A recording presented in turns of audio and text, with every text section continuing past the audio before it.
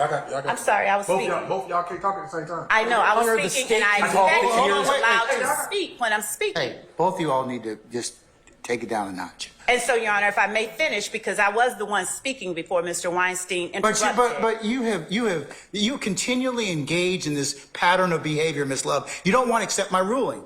Your Honor, and I know you're being an advocate, but at some point, stop.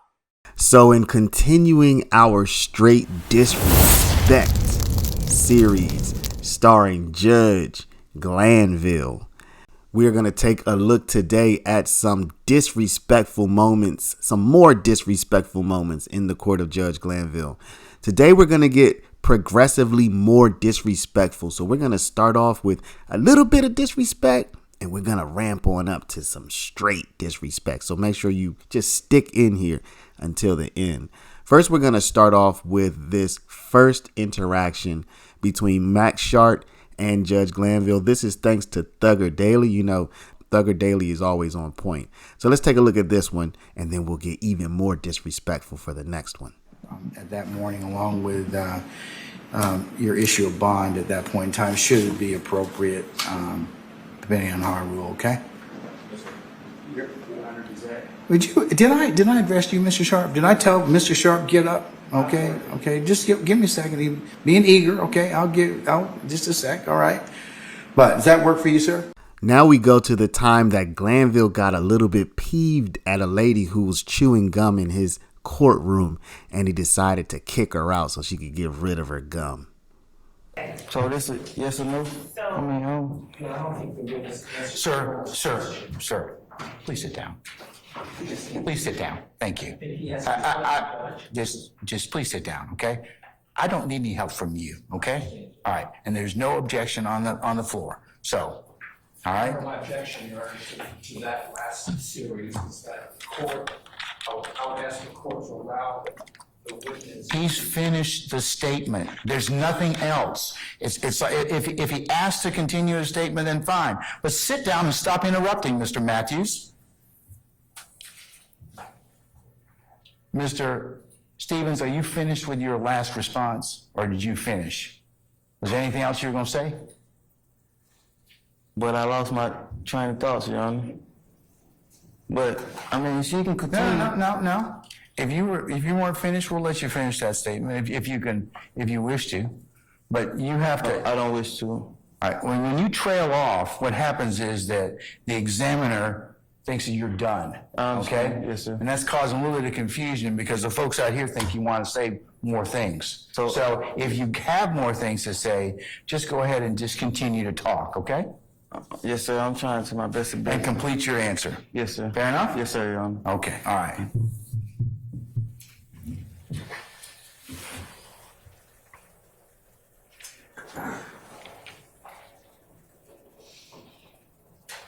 Mr. Stevens, what colors are associated with Young's Limelight? The game.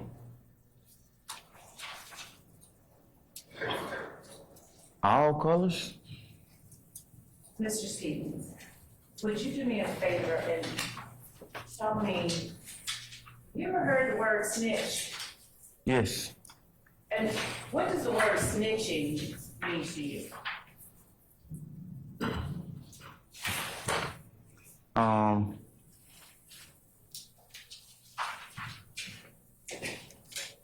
Excuse me, Miss Love. Madam in the black, get rid of your gum. Remove yourself from my courtroom and get rid of your gum. In the earrings, you. Yes, you. Get rid of your gum. I apologize, Miss Love.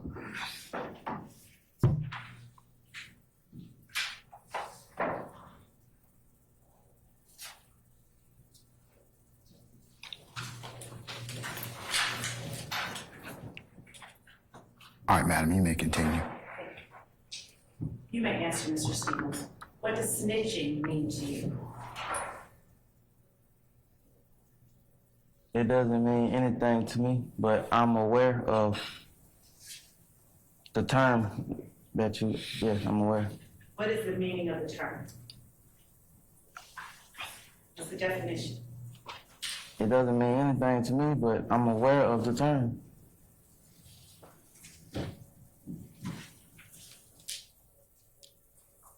How are you aware of the term? I've heard the term. How do you understand the term to be used? Next, we're going to take a look at this young lawyer who Glanville had held in contempt, but apparently he had told the lawyer, look, if you buy lunch for your colleagues, you won't have to go to jail. This lawyer didn't do it. Now, this interaction is a little bit disrespectful, but wait until the end because you're going to see what happened to this lawyer a few days later. It did not end well for him. Mr. Menendez, good morning, sir. You were supposed to buy lunch for your colleagues. Have you done that as of yet? You were supposed to have done that by March the 17th. Did you go to, did I told you Jason's Deli? Did you satisfy that prong of your contempt yet? I don't believe I was, Your Honor. You were held in contempt, young man. And if you want to revisit that again, we can certainly open it up. But I satisfied your contempt by you paying $250, which you did, and I have a receipt from that of your choosing, which that was done to Miles College. I have that receipt here. And the other thing was to purchase lunch for each of your attorney colleagues in this case on Friday, March the 17th from Jason's Deli. So prong one's been settled. Prong two was you're supposed to buy your colleagues lunch by that date. I got mine. Your Honor, I must have. Okay, so when I just want you to pick a date. Yeah. Whatever it is, you can record Mason. Okay, all right. Well, look, I don't have any issue with it. I'm not the person that's going to partake, so it's okay with me. Let me just check right quick.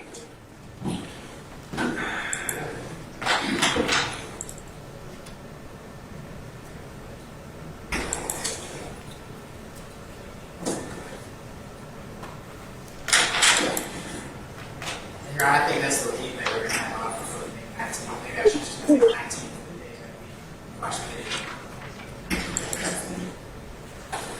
May 19th would be fine. Most of your colleagues would be here anyway, so does that work for you, sir? That works for me, Judge, and also I never saw the contempt order. I misinterpreted the whole thing. I have it, and I haven't, we have not entered it because I want you to satisfy it first, because then I don't have to include the incarcerated portion of that, okay? Judge, I did misinterpret it, and I want to appeal that. I apologize for being negligent and wasting everyone's time. I don't admit that I was in contempt, so I do want to appeal that.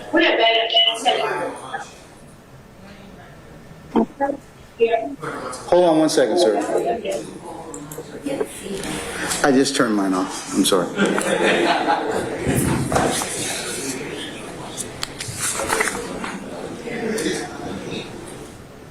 Mr. Menendez, this was in satisfaction of me not sentencing you to jail for 20 days. So if that's the case, well, then I will revisit the basis for your contempt. But I thought that, and in fact, I'll have Ms.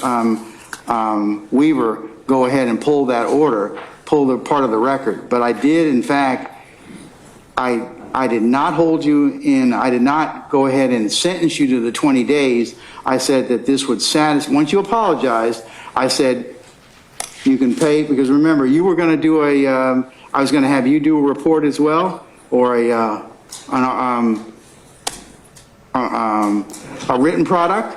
I was also going to, but instead of doing that, we settled on the $250, and we settled on your buying lunch for your colleagues on the 17th of March. So that was my understanding. My understanding was that I apologized and that I was doing that to sort of show that I was serious on the apology. I'll still buy the lunch, and then And that will satisfy. Then that will satisfy this court's concern. Okay. I just want to make sure. I want to make sure I don't miss my time this week.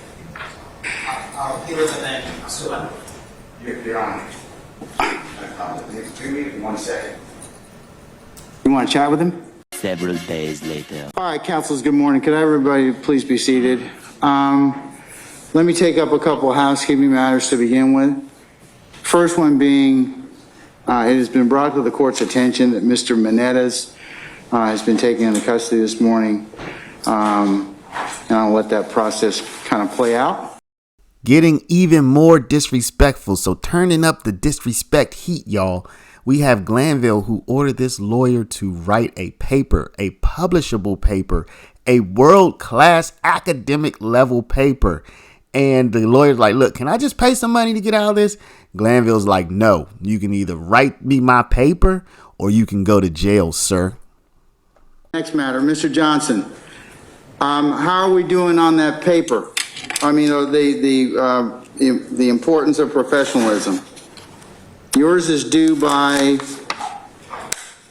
the 28th of April. I'm just checking, I'm just clocking. So we on track? Well, your better half said she's not writing it for you either. Okay, well, just want to let you know that, okay? All right, so we're good? I'm sorry?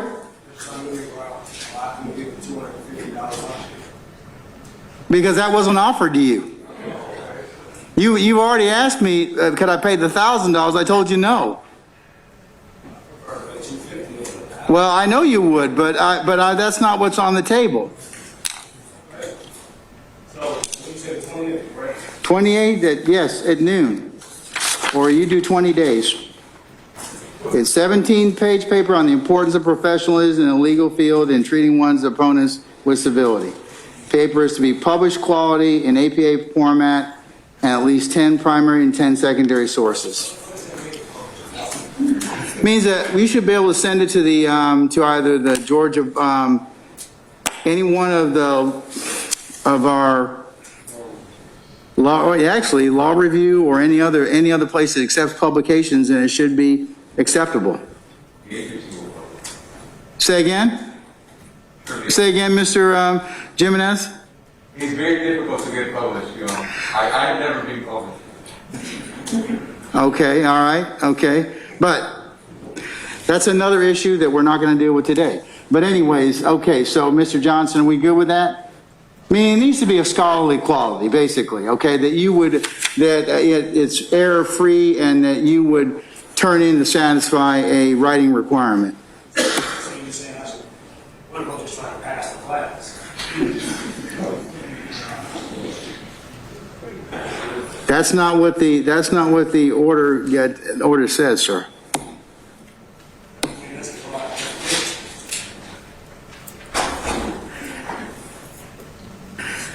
Well, I'll put it this way. As long as you write it yourself and it is completed in the format as dictated, APA, at least 10 primary and 10 secondary sources, that will satisfy the contempt.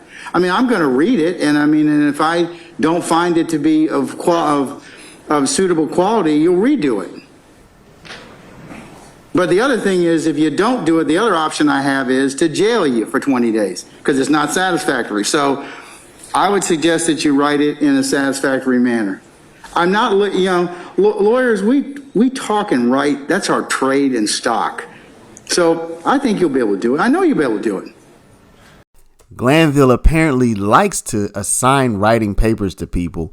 Here he's going to assign this juror to write a paper, a 30-page paper nonetheless, because she missed jury duty and she cost the state, trouble, money, etc., etc. So he's going in on her and he's turning up the disrespect level, having a regular everyday citizen write a paper. Madam, what's on your mind or heart I need to know about? And understand, I don't have all my chronology, so the questions I may ask, may be a little bit different than what probably should be asked at this point in time. But I'll ask her, does the court want me to swear in? Yeah, we'll swear in. Madam, could you raise your right hand, please? Do you solemnly swear or affirm the information you'll give me in the matter now in hearing shall be the truth, the whole truth, and none but the truth, so help you God so affirm? Yes. Okay, you can put your hand down. Your Honor, may I please refer to her as juror number 64? You certainly may. Juror number 64, you've heard the recitation from the court as to what occurred in this matter that causes you to be here today. Is there something that you would like to explain to the court as to why you didn't show, and what were the circumstances surrounding your non-appearance? Yes. First, like receiving the jury summons. I don't Yeah, think. speak up if you wouldn't mind. Actually, just receiving the jury summons. I travel a lot. I've always traveled a lot globally for work and other things. But I traveled. I wasn't here Thanksgiving week, the week of the 28th. So, and I don't think I returned until like the 16th. I was in the UK. And because I live with my grandmother, I didn't go because I was exposed to travel, didn't want to make her sick. So I don't think I actually saw the summons until like the 30th. The 30th of December? Yes. Okay, all right. Yeah, from travel and just abstaining from the household to not make anyone When did you sick. book your travel for the Dominican Republic? So that was also a business trip from a partnership, and that travel was, I think it was booked like the 29th, but it's been on my calendar Of since December? the 1st. I didn't book it. The admin booked it for that particular. Hold on 1 minute. Yeah, I have a document that may assist the court with that information, if I could present that to the court. Absolutely. All right. And that trip Hold wasn't, 1 okay. minute. And I'll hand these up to the court. This is not your first jury service in Fulton County, is that correct? No, and I've never, but it normally doesn't go like this, and I thought I was following directions. And that's part of the challenge I think you're facing is that, because I've read through the documentation that you provided that's fairly contained. Jury number 64, the reason I went through that whole admonition to all of your group at the very end of the day is because, and you may have heard me talk at the very beginning about the importance of jury service. We have a lot of people that we ask to serve. It doesn't make a difference what vocation or avocation you belong, or you have. It is that important. It mirrors or is right up against that right, your right to vote. So, when we take this very seriously in order to get a lawful and a fair and a just jury as to both sides. So, there are a lot of people that were inconvenienced. I mean, severely inconvenienced. You're not the only person that outlaid money. I examined people yesterday who lost literally hundreds of thousands of dollars trying to be here, and I have to make decisions in regards to that. But I didn't even get a chance to examine you about your circumstance because you went to, you said, okay, I'm going to go, and you didn't afford me the opportunity to do that. Now, certainly, I understand you can't be in two places at one time. So, ordinarily, madam, I do find you in contempt, but here's what I'm going to do. Contempt is punishable usually by a fine of $1,000 and or 20 days in jail. I am not going to fine you. I'm going to, well, first, madam, did you attend college? Yes. You have a 4-year degree? Yes, Southern Tech. Yes. Say again? Yes. Okay. Yes. All right. What I then want to do is, in order for you to satisfy your contempt, I'm going to commute the 20 days and require you to write a 30-page paper on the importance of jury service. Here's the criteria. You'll have to do APA style. You're going to have to use at least 10 primary sources, 10 secondary sources. You'll talk in a minimum, and I'll write this in the order. Oh, okay. You'll have an order. You'll have it before you leave here today. You're gonna write at a minimum, the history of jury service, who could not serve on a jury, because that's very important, because years ago, people that look like us couldn't serve on juries. It was prohibited. I want you to talk about jury service in Georgia and discrimination, at a minimum, those 4 things, okay? And you can talk about anything else you want to, in that regard. I am going to give you a date 3 weeks hence that paper needs to be submitted to me electronically. And we're going to run it through a plagiarism checker. You got to write it yourself. And then you're going to come back and talk to me about it. I think that would be fair under the circumstances because this is that important. Finally, what you've all come for, what you've all stayed for, what you've hung around to the end of this video for, Glanville just gets disrespectful with Miss Love. So many people dislike Miss Love. If you dislike Miss Love, I'm sure if you want to show somebody an example of why, I am sure that this would be in your top 3, your top 5 for sure. This is just disrespect all around on both sides. This court's of the opinion that once you, I mean, it's like this. Once you initiate your right, or you revoke your right to be examined and have counsel, and to have counsel present at that point in time, the courts are very, let's just say, cautious about reinitiation at that point in time. And at that, you all presented to me what was the salient point of this particular issue is. So if I believe at this point in time that he's invoked unequivocally his right to counsel at this point in time, the questioning is supposed to stop. You're not supposed to go out and get cigarettes and do everything else. It's supposed to stop. I mean, that's this court's opinion. So, and that's my ruling. And Your Honor, the thing is that, Your Honor, we did not. You're arguing with me now, Ms. Love. So can we stop at this point in time? Your Honor. If you have other evidence independent of this, I'll consider it at the appropriate time. And we do, and that is what I was asking. So if the court will permit me to actually introduce the evidence that we have, as the court in State versus Paldo 309 Georgia 130, where it says a suspect who asks for a lawyer at any time during a custodial interrogation may not be subjected to further questioning until the suspect reinitiates the conversation. And in that, they are citing Dozier versus the State 306 Georgia at 35. Your Honor, Edwards versus Arizona. And Your Honor, this is a 2020 Georgia Supreme Court case where it specifically says that a suspect who asks for a lawyer at any time during a custodial interrogation may not be subjected to further questioning, as the court has said, by law enforcement until an attorney has been made available or until the suspect reinitiates the conversation. Your Honor, at some point, Your Honor, I'm sorry, I'm talking, and I don't know why I am being interrupted. I will not stop, Your Honor. I was speaking. Ms. Love, y'all got. I'm sorry, I was speaking. Both y'all can't talk at the same time. I know, I was speaking, and I expect Hold you on, to wait, allow wait. to speak when I'm speaking. Hey, both of you all need to just take it down a notch. And so, Your Honor, if I may finish, because I was the one speaking before Mr. Weinstein interrupted. But you continually engage in this pattern of behavior, Ms. Love. You don't want to accept my ruling. Your Honor, and I know you're being an advocate, but at some point, stop. Just stop. I made my ruling. Good, bad, or indifferent to you. You're going to win some, you're going to lose some. I do accept that fact. Okay, no, but you Judge, don't. No, you don't.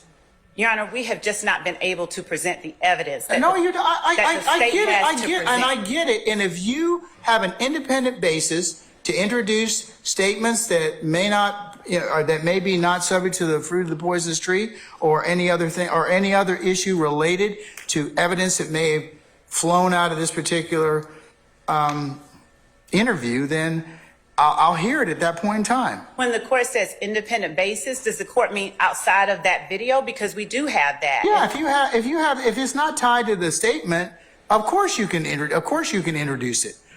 Yeah. I mean, as long as you have some independent basis, right? If you didn't get it from his particular statement. But Your Honor, that's the point, that we have the witness here, that we brought the witness here. And had him cancel medical appointments to testify to the court about. We brought the witness here. I made a ruling. That has nothing to do with it. That's a red herring and you know it. No, Your Honor, I was saying that we were ready to present evidence and the court is not allowing us to present the evidence. That's all that I'm saying. We have the burden of proof and we haven't even been able to present the evidence that we have.